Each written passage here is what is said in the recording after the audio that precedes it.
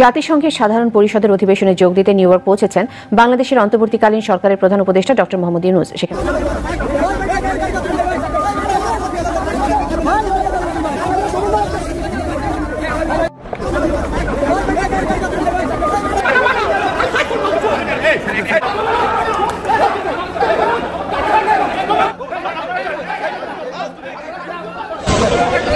কিছুক্ষণ আগে বাংলাদেশের পররাষ্ট্রমন্ত্রী হাসান মাহমুদ এসেছেন এবং আগমনের পরবর্তীতে আসলে এক অপ্রীতিকর পরিস্থিতির সৃষ্টি হয়। শেখ হাসিনার হাতকে সংগঠিত করতে এটাই করতে হবে।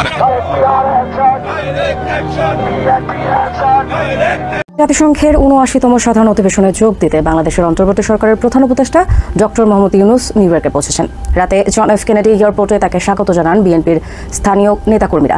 ডক্টর ইউনূসের সফরের প্রতিবাদ জানাতে সেখানে হাজির হন আওয়ামী লীগের কর্মী সমর্থকরা।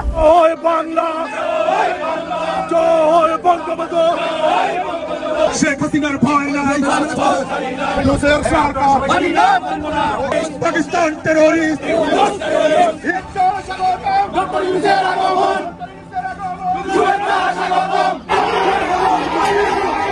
সম্মানিত দর্শক, আসসালামু আলাইকুম। নতুন একটা নিউজ ভিডিওতে আপনাদের জানাচ্ছি স্বাগতম। এইমাত্র পাওয়া তাজা এবং গরম খবর। প্রিয় দর্শক বন্ধুরা, যুক্তরাষ্ট্রে ডক্টর ইউনূসের উপরে হামলা করেছে স্বরাষ্ট্রমন্ত্রী এবং পররাষ্ট্রমন্ত্রী। আজকের এই ভিডিওতে আপনারা চাঞ্চল্যকর তথ্যগুলো জানতে পারবেন। সেই সাথে আজকের এই ভিডিওতে আপনারা দেখতে চলেছেন নিউ ইয়র্কে আওয়ামী লীগ এবং বিএনপির মাঝে ভয়াবহ এক সংঘর্ষ তৈরি হয়েছে। সেই বিষয়গুলো আপনারা বিস্তারিতের মাধ্যমে একের পর এক দেখতে পারবেন। শুধু তাই নয়, ইন্টারন্যাশনাল পর্যায়ে কিন্তু শেখ হাসিনা চরম লেভেলে একটা খেলা দেখিয়ে দিয়েছে। সেখানে কিন্তু শেখ হাসিনা এই বাংলাদেশে আসা নিশ্চিত করেছে। আজকের এই ভিডিওটি স্কিপ না করে সম্পূর্ণ দেখবেন, অনেক কিছু জানতে পারবেন এবং বুঝতে পারবেন। বেশি কথা না বলে আপনাদের বিস্তারিত ভিডিওতে নিয়ে যাব। প্রিয় দর্শক শ্রোতা, বিস্তারিত ভিডিওতে যাওয়ার আগে একটা রিকোয়েস্ট থাকবে, যারা এখনও এই চ্যানেলটি সাবস্ক্রাইব করে রাখেনি, এই চ্যানেলটি সাবস্ক্রাইব করে পাশে থাকা বেল আইকনটি বাজিয়ে রাখবেন এরকম নিউজ ভিডিও সবার আগে পাওয়ার জন্য। প্রিয় দর্শক বন্ধুরা, চলুন তাহলে এই ভিডিওতে একটি লাইক দিয়ে আমরা বিস্তারিত ভিডিওগুলো মোবাইলের স্ক্রিন থেকে একের পর এক ধারাবাহিকভাবে দেখে আসি। ৭৯তম সাধারণ অধিবেশনে যোগ দিতে বাংলাদেশের অন্তর্বর্তী সরকারের প্রধান উপদেষ্টা ডক্টর মোহাম্মদ ইউনূস নিউ ইয়র্কে পৌঁছেছেন। রাতে জন এফ কেনেডি এয়ারপোর্টে তাকে স্বাগত জানান বিএনপির স্থানীয় নেতাকর্মীরা। ডক্টর ইউনূসের সফরের প্রতিবাদ জানাতে সেখানে হাজির হন আওয়ামী লীগের কর্মী সমর্থকরা।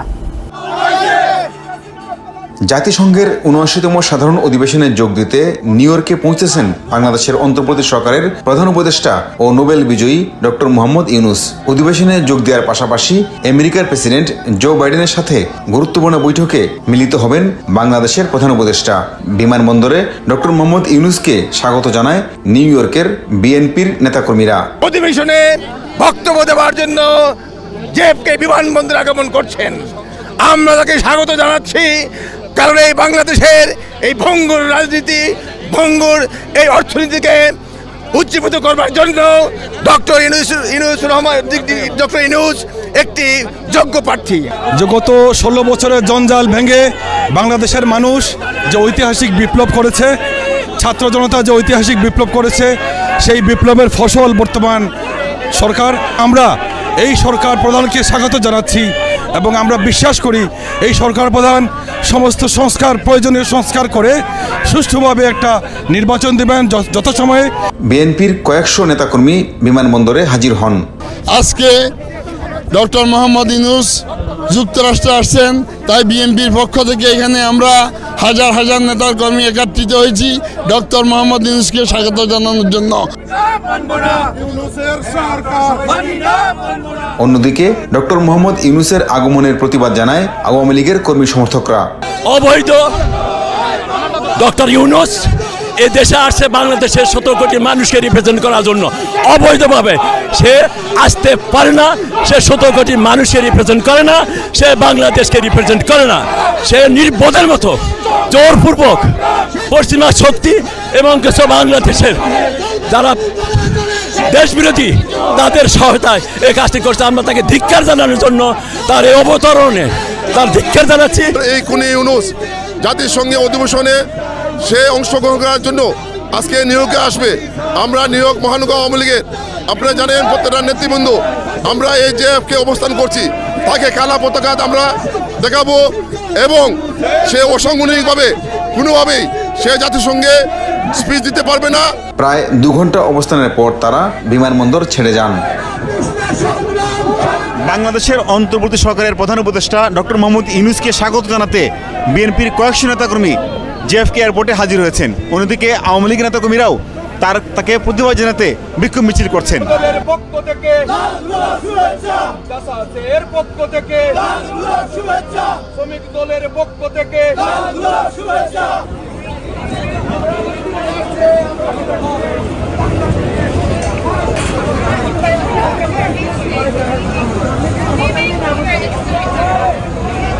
জয় বাংলা, জয় বঙ্গবন্ধু, দিয়েছি তো রক্ত, শেখ হাসিনার ভয় নাই, রাজপথ ছাড়ি না, শেখ হাসিনার সরকার অবৈধ সরকার, মানি না মানব না, ইউনূসের সরকার মানি না মানব না, পাকিস্তান টেররিস্ট, ইউনূস টেররিস্ট,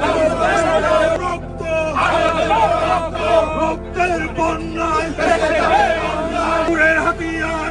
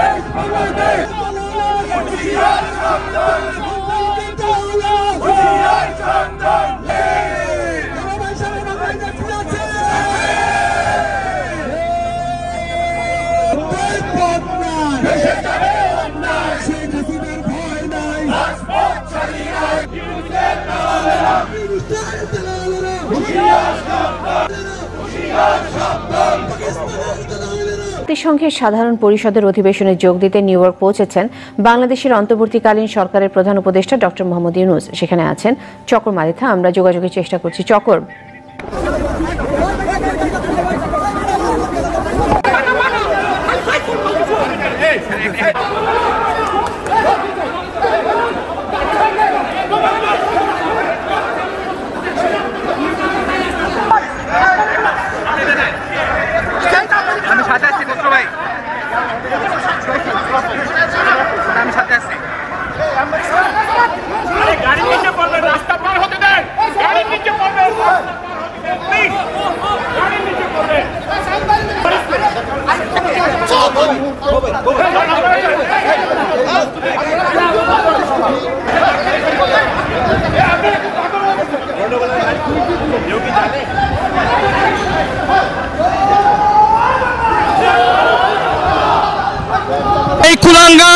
এই কুলাঙ্গার গোলাপ ভাইয়ের মা বাবা নিয়ে গালি দিয়েছিল, আপনারা সবাই জানেন।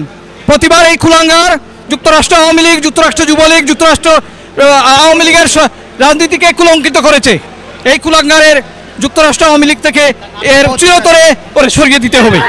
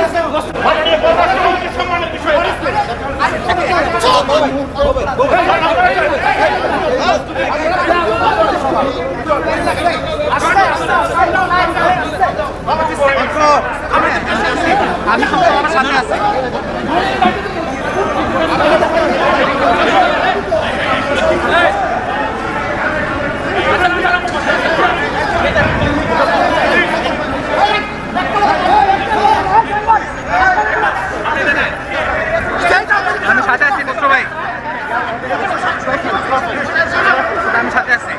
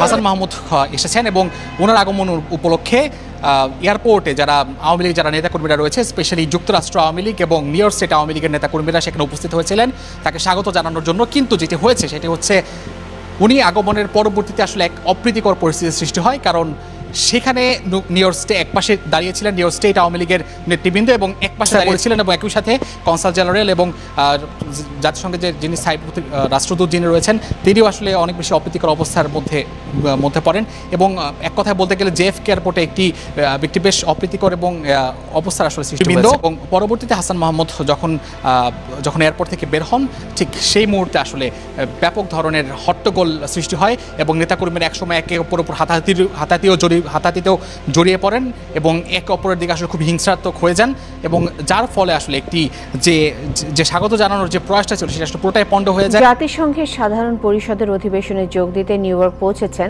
বাংলাদেশের অন্তর্বর্তীকালীন সরকারের প্রধান উপদেষ্টা ডক্টর মোহাম্মদ ইউনূস। সেখানে আছেন চকর মালিথা। আমরা যোগাযোগের চেষ্টা করছি। চকর, প্রধান উপদেষ্টার কর্মসূচি সম্পর্কে আপনি কি জানতে পেরেছেন? আমাদেরকে জানাবেন।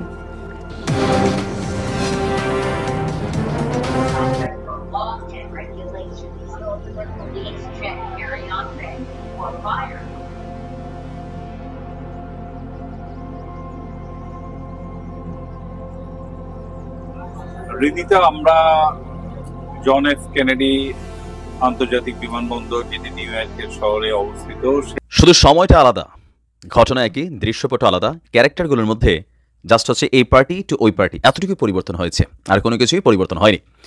গেল 5ই আগস্টের আগ পর্যন্ত বাংলাদেশে যে চলমান ঘটনাগুলো ছিল, বাংলাদেশ আওয়ামী লীগ সরকারের হাতে বিভিন্ন কারণে বিএনপি বা তাদের যারা নেতাকর্মী আছেন, জামায়াত ইসলামী বা তাদের নেতাকর্মীরা আছেন, তারা লাঞ্ছিত হয়েছে, নিপীড়িত হয়েছে, অনেক জায়গায় বিভিন্ন ধরনের মামলা হামলার শিকার হয়েছে। আর এই ঘটনাগুলো তৎকালীন সময় আপনার আমেরিকার যেই পররাষ্ট্র সেক্টরের যে ডিপার্টমেন্ট আছে সেইখানে, জাতিসংঘে, ইউরোপীয় ইউনিয়নে, বিভিন্ন জায়গায় বিএনপির নেতাকর্মীরা এটাকে লবিস্ট নিয়োগ করে হোক বিভিন্নভাবে আন্তর্জাতিক বিশ্বের মনোযোগ আকর্ষণ করার চেষ্টা করেছেন। এখন এই 5ই আগস্টের পর এবার প্রেক্ষাপট হচ্ছে কি, এতদিন যেই কাজটা বিএনপি করছে সেই একই কাজ এখন আওয়ামী লীগ করছে। এতদিন বিএনপি করছে আওয়ামী লীগের বিরুদ্ধে, জামাতও করছে আওয়ামী লীগের বিরুদ্ধে, আর আজকে আওয়ামী লীগ করছে বিএনপি এবং জামায়াতের বিরুদ্ধে। এই মুহূর্তে আপনারা জানেন যে ডক্টর মোহাম্মদ ইউনূস তিনি আপনার জাতিসংঘে আছেন, বক্তব্য দিবেন, সেখানে কয়েকটা প্রোগ্রাম সেট করা আছে। তো এরই মাঝখানে আওয়ামী লীগ একটা ডকুমেন্টারি পাঠাইছে জাতিসংঘ সহ আরও বিভিন্ন সংস্থার কাছে, আর যেখানে বিএনপি এবং জামাত সম্পর্কে বেশ কিছু বক্তব্য তারা দিয়েছে। Awami League month long state sponsored programme to decimate Awami League, এই শীর্ষক একটা ভিজুয়াল ডকুমেন্ট তৈরি করেছে। আবারও বলি, month long state sponsored programme to decimate Awami League, বড় লম্বা সম্বা নাম। যাই হোক, এখন এই ভিজুয়াল ডকুমেন্ট, যেটা দৃশ্যমান একটা ভিডিও ডকুমেন্ট তারা বানাইছে, যেটা জাতিসংঘ, দূতাবাস, হাই কমিশন এবং আন্তর্জাতিক মানবাধিকার সংস্থাগুলোতে পাঠানো হয়েছে। এই নথিতে কী কী আছে? গত মাসে আওয়ামী লীগের নেতা, সদস্য এবং সংখ্যালঘু সম্প্রদায়কে লক্ষ্য করে সহিংস ঘটনা এবং দমনপীড়নের একটি ধারাবাহিক চিত্র তুলে ধরা হয়েছে। আওয়ামী লীগের কেন্দ্রীয় কার্যনির্বাহী সংসদের সিনিয়র একজন সদস্য ভিজুয়াল ডকুমেন্ট প্রকাশ এবং বিভিন্ন সংস্থার কাছে পাঠানোর বিষয়টি নিশ্চিত করেছেন। জানা গেছে দলের নেতা, কর্মী, সংখ্যালঘু গোষ্ঠীর উপর হামলা নথিভুক্ত করার জন্য মিডিয়া কভারেজ ব্যবহার করে দলটি ভিজুয়াল রিপোর্টটি তৈরি করেছে। এটি পৃথিবীর বিভিন্ন মানবাধিকার সংস্থাকে ইমেইলের মাধ্যমে বিতরণ করে স্থানীয় এবং আন্তর্জাতিক উভয় সমর্থকদের কথা বলার জন্য অনুরোধ করেছে। নথিতে বলা হয়েছে বাংলাদেশ জাতীয়তাবাদী দল এবং জামায়াত ইসলামীর বিরোধী যারা আছে, মানে বিরোধীরা সংখ্যালঘু এবং নাগরিকদের বিরুদ্ধে সমন্বিত উপায়ে মানবাধিকার লঙ্ঘন এবং মানবতার বিরুদ্ধে অপরাধের গুরুতর লঙ্ঘন আপনাদের নজরে আমরা আনার জন্য লিখছি। আওয়ামী লীগের দাবি, 5ই আগস্টের পর থেকে আপনার এখানে বেশ কিছু সহিংসতার ঘটনা ঘটেছে। আওয়ামী লীগ নেতাকর্মীদের বিরুদ্ধে নির্যাতন, হত্যার অভিযোগ হয়েছে। বাসস্থান লুটপাটের সাথে জড়িতদের দায় মুক্তিও দেওয়া হয়েছে। জাতিসংঘ, বিদেশি দূতাবাস, মানবাধিকার সংস্থাগুলোর কাছে সরকারের, মানে ডক্টর ইউনূস সরকারের নিষ্ক্রিয়তা, ক্রমবর্ধমান সহিংসতার আনুষ্ঠানিক নিন্দা করারও আহ্বান জানিয়েছে। তারা বলছে যে আমরা গণহত্যা বন্ধ করতে, ন্যায় বিচার নিশ্চিত করতে, অবিলম্বে মানবাধিকার পুনরুদ্ধার করতে শাসনের উপর কূটনৈতিক চাপ প্রয়োগের জন্য বিশ্ব সম্প্রদায়কে আমরা অনুরোধ করছি। পাশাপাশি রাজনৈতিক বিভাজন গভীরভাবে মোকাবিলা করার জন্য আন্তর্জাতিক সম্প্রদায়েরও তারা প্রয়োজনীয়তার জোরদার দিয়েছেন। তো এখানে অনেক বক্তব্য আসছে। এখন আসলে ব্যক্তিগতভাবে আমি যতটুকু বুঝি আর কি, এগুলোতে আওয়ামী লীগের ওইরকম কোনো ফয়দা হবে না। যে কাঁচা দাগটা রয়ে গেছে, যে কাঁচা ক্ষতটা রয়ে গেছে, আওয়ামী লীগকে চিঠি পাঠাচ্ছে, কিন্তু ওদিক দিয়া ডক্টর মোহাম্মদ ইউনূস তিনি জুলাই এবং আগস্টে সংঘটিত হত্যাকাণ্ডগুলোর একটা মানে বইটই নিয়ে গেছেন, যেটা তিনি আন্তর্জাতিক বিশ্বের সামনে উপস্থাপন করতে যাচ্ছেন। পাশাপাশি গেল 16 বছর বাংলাদেশে যতগুলো ঘটনা ঘটছে, আয়নাগর থেকে শুরু করে নানান গুম টুম, হত্যা প্লাস এগুলো নিয়ে আন্তর্জাতিক বিশ্ব একের পরে কনসার্ন করেছে, কিন্তু সরকার বলেছে এগুলো বিদেশি ষড়যন্ত্র, বিদেশিদের কাছে ভুলভাল তথ্য দেওয়া হচ্ছে। তো এখন যেহেতু কোনো রাজনৈতিক সরকার ক্ষমতায় নেই, এখন ডক্টর মোহাম্মদ ইউনূসের সরকার যিনি আছেন, তার সম্পর্কে এই মুহূর্তে আসলে আন্তর্জাতিক বা কি বলা যায় সংস্থাগুলোকে বা জাতিসংঘকে বা মানবাধিকার সংস্থাগুলোকে চিঠি দেওয়া কোনো রকম ফয়দা বিএনপিও আদায় করতে পারে নাই। বক্তব্যের মন্তব্য ছিল, অ্যাকশন কিন্তু বাংলাদেশের জনগণই নিছে। তো এটাতে আসলে কোনো রকম ফয়দা হবে না। বাট আমার মনে হয় যে একটু আস্তে ধীরে, কারণ যেহেতু আওয়ামী লীগের নানান অপকর্ম এই মুহূর্তে সামনে আসছে আর বিভিন্ন বিষয়গুলো সামনে আসা শুরু হচ্ছে, সারা বিশ্ব দেখছে, এই মুহূর্তে অতি দ্রুত এইসব অ্যাক্টিভিটিস আসলে খুব বেশি মূল্যায়নের ভূমিকা রাখবে না। হয়তো ম্যাটার অফ টাইম, রাজনৈতিক একটা সরকার আসলে এগুলো আস্তে ধীরে হয়তো একটা ভূমিকা পালন করলেও করতে পারে। প্রিয় দেশবাসী, শুরু থেকে শেষ পর্যন্ত যারা এই ভিডিওটি দেখেছেন সকলকে জানাই অসংখ্য অসংখ্য ধন্যবাদ। যারা এরকম নিউজ ভিডিও পেতে পছন্দ করেন তারা অবশ্যই এই চ্যানেলটি সাবস্ক্রাইব করে পাশে থাকা বেল আইকনটি বাজিয়ে দিবেন। যারা এখন এই ভিডিওটি শেয়ার করেননি, এই ভিডিওটি দ্রুত শেয়ার করে সকলকে দেখার সুযোগ করে দিন। আজকের মতন এই পর্যন্ত, দেখা হচ্ছে পরবর্তী কোনো ভিডিও নিয়ে ইনশাল্লাহ।